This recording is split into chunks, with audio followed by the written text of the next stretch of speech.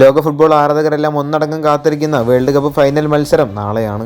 രണ്ട് ശക്തരായിട്ടുള്ള ടീമുകൾ ഏറ്റുമുട്ടുമ്പോൾ വാശിയേറിയ പോരാട്ടം തന്നെയായിരിക്കുമെന്നുള്ള കാര്യത്തിൽ സംശയമില്ല. ഇംഗ്ലണ്ടിനെ പരാജയപ്പെടുത്തിക്കൊണ്ടാണ് അർജന്റീന വരുന്നത്. മറുഭാഗത്ത് ശക്തരായ ഫ്രാൻസിനെ പരാജയപ്പെടുത്തിക്കൊണ്ടാണ് സ്പെയിൻ വരുന്നത്. മത്സരത്തിന് മുന്നോടിയായി സ്പാനിഷ് കോച്ചായിട്ടുള്ള ലൂയിസ് ഡെലാ ഫ്യൂവന്റെ ചില കാര്യങ്ങളൊക്കെ പറഞ്ഞിരുന്നു. എന്നെ സംബന്ധിച്ചിടത്തോളം എനിക്ക് അർജന്റീന ടീമിനോട് ബഹുമാനമാണ്. അവർ എക്സ്ട്രാ ഓർഡിനറി ടീമാണ്. 2 കോപ്പ അമേരിക്കയും അതുപോലെ തന്നെ വേൾഡ് കപ്പും വിജയിക്കാൻ അവർക്ക് സാധിച്ചിട്ടുണ്ട്. ആ ഒരു ടീമിനെ മാനേജ് ചെയ്യുന്നത് എൻ്റെ സുഹൃത്തു കൂടിയാണ് എന്നും അദ്ദേഹം പറഞ്ഞു. എനിക്ക് അവരോട് ബഹുമാനമല്ലാതെ മറ്റൊന്നുമില്ല. ഞങ്ങൾ 2 ടീമുകളും ഞങ്ങളുടെ ഫുട്ബോൾ സ്കിൽസിനെ കോൺസെൻട്രേറ്റ് ചെയ്തായിരിക്കും ഫൈനൽ കളിക്കുക. 2 ടീമിലെ താരങ്ങൾ തമ്മിലും സിമിലാരിറ്റീസ് ഉണ്ട്. ഫെന്റാസ്റ്റിക് ആയിട്ടുള്ള ഒരു മത്സരം തന്നെയായിരിക്കും ആരാധകർ കാണാൻ പോകുന്നത് എന്ന് ഫ്യുവന്റെ പറയുന്നുണ്ട്. ഇനിയുള്ള കാര്യങ്ങൾ ശ്രദ്ധിക്കേണ്ടത് റഫറിയാണ്. ഒരു വേൾഡ് കപ്പ് ഫൈനൽ മത്സരം നിയന്ത്രിച്ച് മുന്നോട്ട് കൊണ്ടുപോകേണ്ടത് റഫറിയാണ് എന്ന് കൂടി അദ്ദേഹം പറയുന്നുണ്ട്. മെസ്സിയുടെ വാക്കുകൾ ഇങ്ങനെയാണ്: നിലവിൽ ഈ ലോകത്തെ ഏറ്റവും വേഗതയേറിയ താരങ്ങളിൽ ഒരാളാണ് ലമീൻ യമാൽ.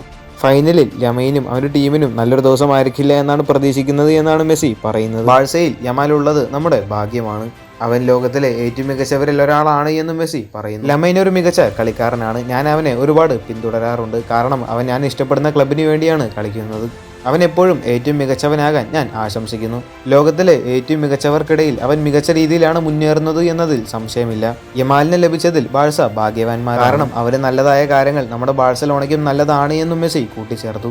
എന്തായാലും ഫൈനൽ പോരാട്ടത്തിലും മെസ്സി തന്റെ മിന്നും ഫോമിൽ തന്നെ കളിക്കുമെന്നാണ് ആരാധകർ പ്രതീക്ഷിക്കുന്നത്. എന്തായാലും വേൾഡ് കപ്പിലെ വാശിയേറിയ ഒരു ഫൈനൽ പോരാട്ടത്തിനായി നമുക്ക് കാത്തിരിക്കാം. കൂടുതൽ ഫുട്ബോൾ വാർത്തകൾ അറിയാനായിട്ട് ചാനൽ സബ്സ്ക്രൈബ് ചെയ്യുക. അടുത്തൊരു വീഡിയോ ആയിട്ട് നമുക്ക് വീണ്ടും കാണാം.